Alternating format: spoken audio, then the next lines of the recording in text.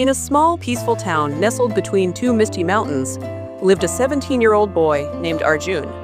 Smart, talented, and full of potential, but terribly lazy.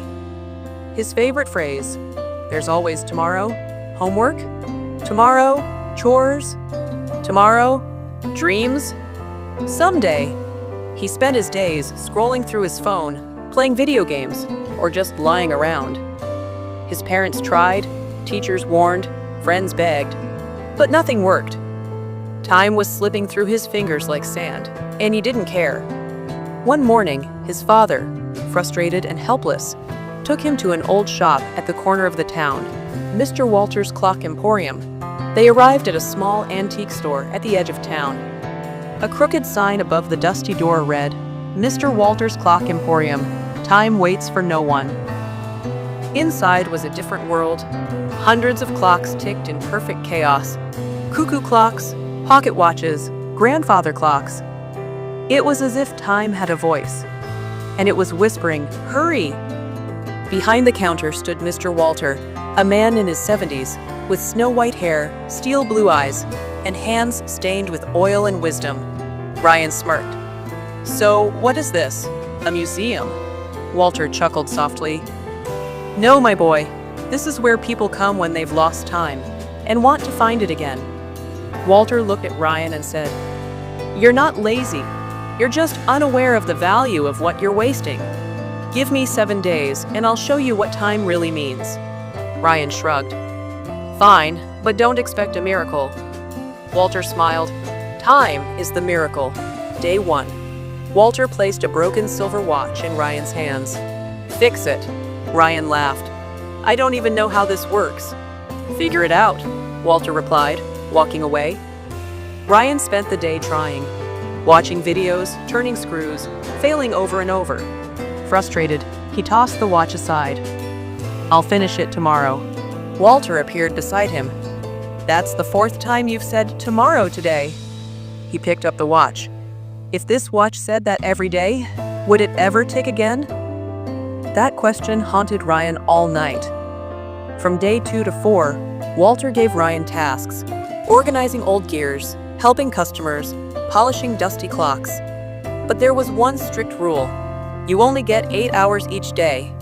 If you waste them, they're gone. Forever. And here's the twist. Every time Ryan wasted a minute, checking his phone, daydreaming, complaining, a loud, eerie clock chimed. "Bong!" Walter would whisper. "Another hour lost." First, Ryan didn't care. But then, he started noticing how fast the clock chimed. He was losing time without even realizing it. For the first time, wasting time didn't feel harmless. It felt terrifying. On day 5, Walter handed Ryan a golden clock. It was old, heavy, and glowing with a quiet power. Engraved on it were the words, "This clock holds your life.